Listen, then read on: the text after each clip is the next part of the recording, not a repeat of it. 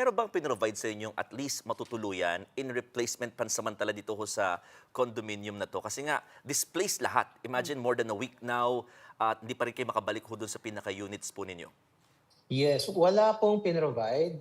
If you imagine, siguro if it's fully occupied, around 600 people po ang capacity ng condominium or more. Wala pong pinrovide. Ang nakita lang namin na closest to this is may discount po sa nearby Richmond Hotel. Ang mga temporary living assistance po actually galing sa Eastwood community. Neighbors din po. Na yung iba nag-shelter sandali, iba nagpo-provide ng short-term na very low rental, yung mga ganyan po.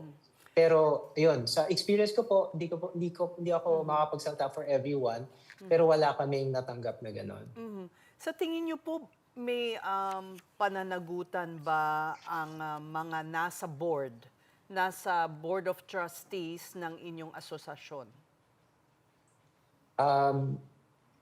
Meron po silang accountability. Sila po yung entrusted with the management and ownership of that tower. So, I'm not a lawyer, pero at the very least po, they owe it to the residents and the homeowners na ano ba yung dapat gawin.